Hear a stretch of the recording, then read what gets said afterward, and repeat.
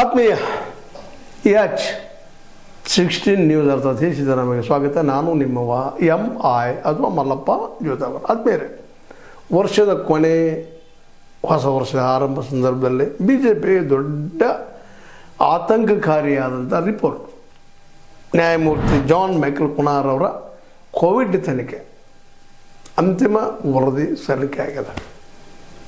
ಭ್ರಷ್ಟಾಚಾರ ನಡೆದ ಅದರಲ್ಲಿ ಎನ್ನುವುದು ಆಲ್ರೆಡಿ ಅವರು ವರದಿ ಮಾಡಿದ್ದಾರೆ. ಜೊತೆಗೆ ಅವ್ರು ಹೇಳ್ತಾ ಇದ್ದಾರೆ, ಕುನಾ ಅವರು ನ್ಯಾಯಮೂರ್ತಿ, ಇದನ್ನು ಸಾರ್ವಜನಿಕಗೊಳಿಸೋದು ಬಿಡೋದು ಸರ್ಕಾರಕ್ಕೆ ಬಿಟ್ಟ ವಿಷಯ. ಅಂದರೆ ಭ್ರಷ್ಟಾಚಾರ ನಡೆದ ಜನಕ್ಕೆ ತಿಳಿಸೋದು ಬಿಡೋದು ನಿಮಗೆ ಬಿಟ್ಟಿದ್ದಪ್ಪ, ನಾವು ಹೇಳಿದ್ರಿ ಒಪ್ಪಿಸಿದ್ರಿ ಕೆಲಸ. ಸಿದ್ದರಾಮಯ್ಯ ಬಂದ ತಕ್ಷಣ ಈ ಕೆಲಸ ಒಪ್ಪಿಸಿದ್ರು, ಕೋವಿಡ್ದಲ್ಲಿ ನಡೆದು ಅಂತೇಳಿ. ಅವತ್ತು ಯಡಿಯೂರಪ್ಪರ ಕಾಲದಲ್ಲೇ ಕೋವಿಡ್ ಬಂದಿತ್ತು. ಕೋವಿಡ್ದಲ್ಲೇ ಖರೀದಿ ವೆಂಟಿಲೇಟರ್ ಆಗಿರ್ಬೋದು, PP ಕಿಟ್ ಆಗಿರ್ಬೋದು, ಮತ್ತೇನೋ ಆಗಿರ್ಬೋದು, ಎಲ್ಲ ಖರೀದಿ, ಮೆಡಿಸಿನ್ ಆಗಿರ್ಬೋದು, ಉಳಿದಿದ್ದು ಡೇಟ್ ಬಾರ ಅಂತ ಔಷಧ ಖರೀದಿ ಮಾಡಿ ಹಾಕಿ ಏನೇನೋ ಗದ್ದಾಗಿ ಹೋಗಿಬಿಟ್ಟಿತ್ತು. ಅದು ಭಾಳಷ್ಟು ಸಾವಿನ ಜೊತೆಗೆ ಸಾವಿನಲ್ಲೂ ಸಹ ದುಡ್ಡು ಮಾಡಿಕೊಳ್ಳುವ ಭ್ರಷ್ಟಾಚಾರದ ಒಂದು ಅವ್ಯವಹಾರ ನಡೆದೋಗಿತ್ತು. ಇದನ್ನೆಲ್ಲ ರಾಜಕಾರಣಿಗಳು ಮಾಡ್ತಾ ಇದ್ದಾರೆ ಅನ್ನೋದು ಆ ಮಾತು ಬೇರೆ. ಆದರೆ ಇವತ್ತು ಮಾತ್ರ ಇದಕ್ಕೆ BJP ಬಲಿಯಾಗಿದ್ದು, BJP ಸಿಕ್ಕಿದ್ದು. ಅದರಲ್ಲೂ ಇವತ್ತು ಒಳ್ಳೆಯ ಚರ್ಚೆ ನಡೀತಾ ಇದೆ. ಮತ್ತು ಮರಳಿ ರಿಗೇನ್ ಮಾಡಬೇಕಂತೇಳಿ ಯಡಿಯೂರಪ್ಪನವ್ರು ತಮ್ಮ ಮಗನ ರಾಜಕೀಯವಾಗಿ ಬೆಳೆಸ್ಬೇಕನ್ನೋ ಸಂದರ್ಭದಲ್ಲೇ ದಳಾರ್ ಅಂತೇಳಿ ಅನುಭವ ಬಿದ್ದಂಗೆ ಆಗ್ಯದ ಕೋವಿಡ್ ವರದಿ.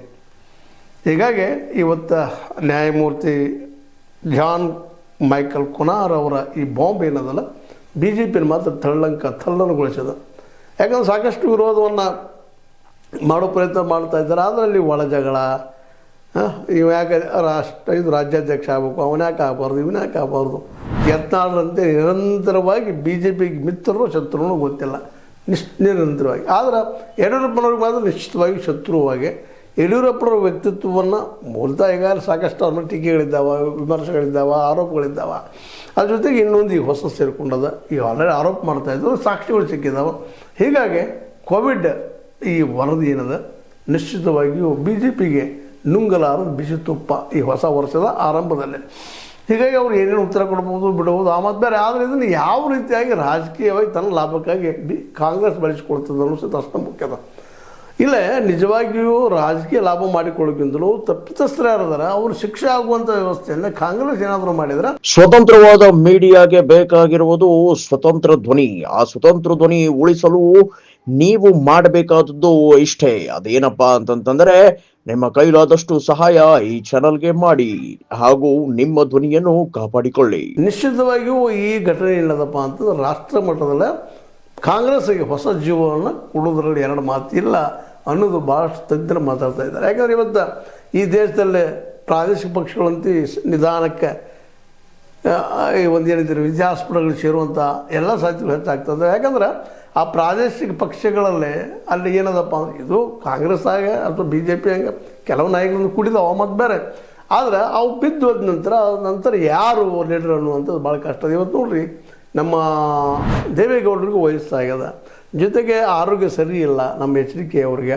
ಇನ್ನು ನಿಖಿಲ ಇನ್ನೂ ಆ ಪ್ರಮಾಣದಲ್ಲೇ ಇಡೀ ಜನರ ಮನಸ್ಸನ್ನು ಗೆಲ್ಲುವಲ್ಲಿ ಯಶಸ್ವಿ ಆಗಿಲ್ಲ. ಸಿನಿಮಾ ಹೀರೋ ಆಗಿರ್ಬೋದು, ದುಡ್ಡು ಹಾಕಿರ್ಬೋದು, ತೆಗೆದಿರ್ಬೋದು ಆ ಮಾತು ಬೇರೆ.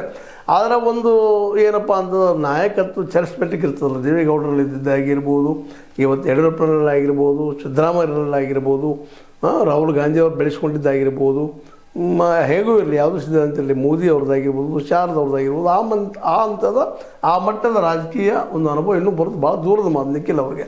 ಇಂಥ ಸಂದರ್ಭದಲ್ಲೇ ಎಲ್ಲ ಪಕ್ಷಗಳ ಪರಿಸ್ಥಿತಿ ಇದೇ ಇದ್ದಾಗ, ಅದರಲ್ಲೂ ಪ್ರಾದೇಶಿಕ ಪಕ್ಷಗಳು ನಿಧಾನಕ್ಕೆ ನಶಿಸಿ ಹೋಗುವಂಥ ಸನ್ನಿವೇಶದಲ್ಲೇ ಈ ಒಂದು ಏನಪ್ಪ ಅಂತಂದ್ರೆ ಇವತ್ತು ಎರಡೇ ಪಕ್ಷಗಳ ಈ ದೇಶದಲ್ಲಿ ಉಳಿಯುತ್ತಾವೇನೋ ಅನ್ನುವಂಥ ಒಂದು ರೈಟ್ ವಿಂಗದ ರೈಟ್ ವಿಚಾರಧಾರೆ BJP, ಅದರ ಸಂಘಟನೆಗಳು NDA, ಇನ್ನೊಂದು ಕಡೆಗೆ ಕಾಂಗ್ರೆಸ್. ಇದು ಲೆಫ್ಟು ಅಲ್ಲ ರೈಟು ಅಲ್ಲ, ಯಾವ್ದು ಮಿಡ್ಲ್ ಅಂತ ಯಾವ್ದು ತಿಳ್ಕೊಳ್ರಿ.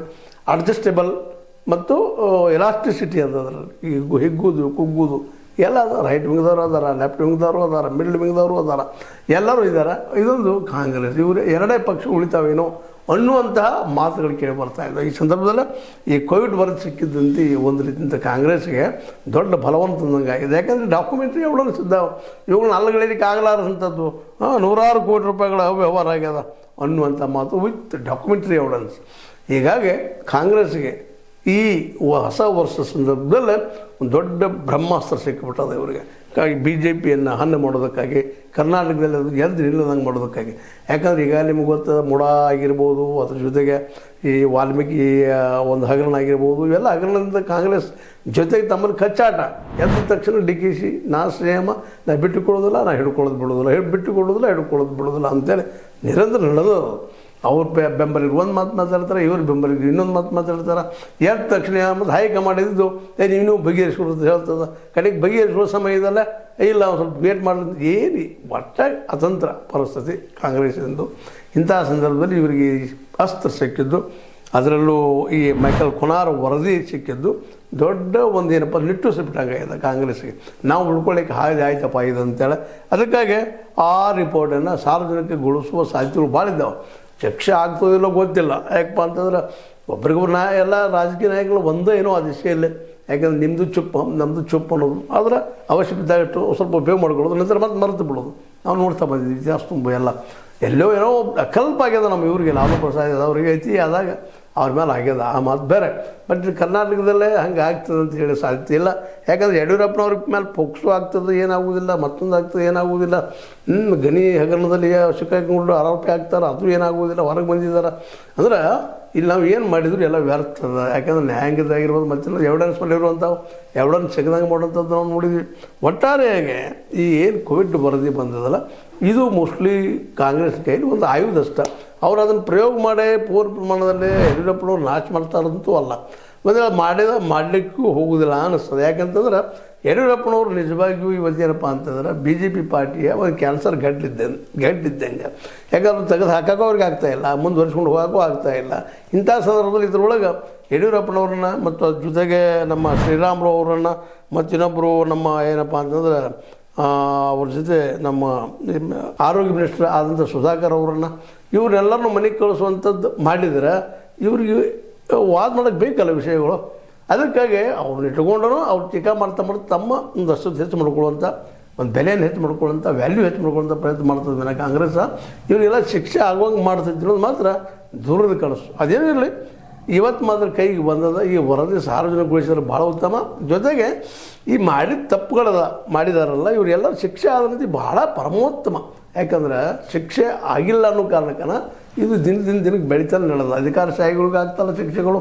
ಈಗೆಲ್ಲ ಸಾಕಷ್ಟು ಹೇಳಿದ್ವಿ ನಾವು. ಲೋಕಾಯುಕ್ತ ಒಂದು ದಾಳಿ ಸಂದರ್ಭದಲ್ಲಿ ಅನೇಕ ಸಿಕ್ಕಾಕೊಂಡಿದ್ದಾರೆ. ಡಾಕ್ಯುಮೆಂಟ್ರಿ ಎವಿಡೆನ್ಸ್ ಅದಾವೆ ಅವರ ಅಕ್ರಮ ಆಸ್ತಿ ಗಳಿಸಿದ್ರ ಬದಲಾಗಿ. ಇಲ್ಲಿವರೆಗೆ ಯಾವ ಅಧಿಕಾರಿಗಳು ಶಿಕ್ಷೆ ಆಗಿ ಹೌದು ಪಂಚಾರ್ ನಾವು ಮಾಡಿದ್ದೀವಿ ಇಂಥ ಇಷ್ಟು ಮಟ್ಟಿಗೆ ಅವ್ರನ್ನ ಅಮಾನತಲ್ಲ ಪೂರ್ತಿ ಮನೆಗೆ ಕಳಿಸೋದು, ಡಿಸ್ಮಿಸ್ ಮಾಡುವಂಥ ಯಾವ ಘಟನೆಗಳು ಭಾಳ ಕಡಿಮೆ. ರೇರೆಸ್ಟ್ ಆಫ್ ಏನು ತಪ್ಪಿಸ್ಕೊಳ್ಳೋಕೆ ಸಾಧ್ಯ ಇಲ್ಲ ಅನ್ನೋಲ್ಲೇ ಆಗಿದ್ದಷ್ಟು ನೋಡಿದ್ವಿ. ಇಲ್ಲೇನಾದ್ರು ವರದಿಯಿಂದ ಕೊಟ್ಟಿದ್ದಾರೆ ಪುನಃ ಅವರು. ಏನಾದರೂ ವರದಿಯನ್ನು ನೋಡ್ರಿ, ಇಲ್ಲಿ ಇನ್ನೊಂದು ಗಮನಿಸಬೇಕಾಗಿದೆ ಏನಪ್ಪ ಅಂತಂದ್ರೆ ಧರ್ಮಸ್ಥಳದಲ್ಲಿ ಸಾವಾಗಿದೆ ಎಲ್ಲ ಆಗಿದೆ. ಆದರೂ ಇವತ್ತಿಗೂ ಅದ್ರ ಹಿಂದಿದ್ದಂಥವ್ರು ಯಾರು ಗೊತ್ತಾಗ್ತಾ ಇಲ್ಲ, ಅಷ್ಟು ಕರೆಕ್ಟಿದ್ದಾರೆ ಅವರು. ಅಂಥ ಪ್ರಸಂಗದಲ್ಲಿ ಇಲ್ಲಿಯೂ ಅಷ್ಟೇ ಪರಿಸ್ಥಿತಿ. ಶ್ರೀರಾಮುಲು ಮತ್ತು ಇವರು ನಮ್ಮ ಯಡಿಯೂರಪ್ಪನವರು ಬಿ ಜೆ ಪಿಯಲ್ಲಿ ಸ್ಟ್ರಾಂಗ್ ಪರ್ಸನ್ಸ್. ಆದರೆ ಬಿ ಜೆ ಪಿ ಕೆಲವು ಅವ್ರ ವಿರೋಧಗಳಿದ್ದಾವೆ. ಅದೇ ಕಾಲಕ್ಕೆ ಇವತ್ತು ಒಂದು ರೀತಿ ಹೊಂದಾಣಿಕೆ ರಾಜಕಾರಣ ನಮ್ಮ ಯಡಿಯೂರಪ್ಪ ಮತ್ತು ನಮ್ಮ ಸಿದ್ದರಾಮಯ್ಯ ಮಧ್ಯದಲ್ಲಿ ಆರೋಪ ಮಾಡ್ತಾ ಇರ್ತಾರೆ. ಅದಕ್ಕೆ ಸಾಕ್ಷಿಯಾಗಿ ಸಲ ಮೋಸ್ಟ್ಲಿ ಪೂರ್ಣ ಪ್ರಮಾಣದಲ್ಲಿ ಹತ್ತಿಕ್ಕಲಾರದ ವಿರೋಧಕ್ಕಾಗಿ ವಿರೋಧ ಮಾಡಿ ಬಿ ಜೆ ಪಿ 2028ರಲ್ಲಿ ಬರದಂಗೆ ಮಾಡ್ಕೊಳ್ಳೋ ಸಲುವಾಗಿ ಅಷ್ಟು ಇದನ್ನು ಉಪಯೋಗ ಮಾಡ್ಕೊಳ್ತಾರೆ ಅಂತ ಮಾತ್ರ ಹೇಳಬೇಕಾಗಿದೆ. ಯಾಕಂದ್ರೆ ಇಲ್ಲೆಲ್ಲ ರಾಜಕಾರಣಿಗಳು ಒಂದೇ ಅಂತ ಅವರು ಒಂದು ಆಗಿಬಿಟ್ಟಿರ್ತಾರೆ, ಹಂಗೆ ಆಗ್ಬೋದು ಅಂತ ತರ್ಕ. ಏನೋ ಆಗಲಿ ಕೋವಿಡ್ ವರದಿ ಅಂತ ಕೈಗೆ ಬಂದದ, ಅದನ್ನು ಸಾರ್ವಜನಿಕಗೊಳಿಸೋದು ಭಾಳ ಉತ್ತಮ. ಯಾಕಂದ್ರೆ 2028ರಲ್ಲಿ ಗೆಲ್ಲಬೇಕಾಗಿತ್ತಪ್ಪ ಅಂದ್ರೆ ಶಿಕ್ಷೆ ಆಗ್ತದೋ ಬಿಡ್ತದೋ, ಆದರೆ ಅವ್ರ ಹೆಸರನ್ನು ಕೆಡಿಸೋ ಕೆಲಸ ಕಾಂಗ್ರೆಸ್ ಮಾತ್ರ ನಿಶ್ಚಿತವಾಗಿ ಮಾಡ್ತದೆ ಅನ್ನೋದು ಎರಡು ಮಾತಿಲ್ಲ. ಯಾಕಂದ್ರೆ ಅವ್ರಿಗೂ ಗೊತ್ತದ ನಾವು ಇಂಥದ್ದು ಬಂದು ನಾವು ಮಾಡೋರೋಣ ಅಂತೇಳಿ. ಹೀಗಾಗಿ ನಿಮ್ಮದು ಚುಪ್ ನಮ್ಮದು ಚುಪ್ ಅವು ಸಾಧ್ಯಗಳು ಹಚ್ಚದ ಅಂತ ಹೇಳ್ತಾ ಏನೋ ಆಗಲಿ ನ್ಯಾಯಮೂರ್ತಿ ಜಾನ್ ಮೈಕಲ್ ಕುನಾ ಅವರ ಶ್ರಮಕ್ಕೆ ಒಂದು ಪ್ರತಿಫಲ ಅಂದ್ರೆ ತಪ್ಪಿತಸ್ಥರ ಶಿಕ್ಷೆ ಆದರೆ ಭಾಳ ಯೋಗ್ಯ ಅನ್ನೋ ಮಾತನ್ನು ಮತ್ತು ಹೇಳ್ತಾ ಇದು ನಿಮಗೆ ಲೈಕ್ ಆಗಿರ್ಬೋದು. ಲೈಕ್ ಮಾಡಿ, ಶೇರ್ ಮಾಡಿ, ಕಾಮೆಂಟ್ ಮಾಡಿ, ಜೊತೆ ಸಬ್ಸ್ಕ್ರೈಬ್ ಆಗೋದಿಲ್ಲ. ನ್ಯೂಸ್ ಅರ್ಥಾತ್ ಹೇಳಿ ಸಿದ್ದರಾಮಯ್ಯ ಸತ್ಯದ ಕೈಗಳಲ್ಲಿ ವಂದನೆಗಳು.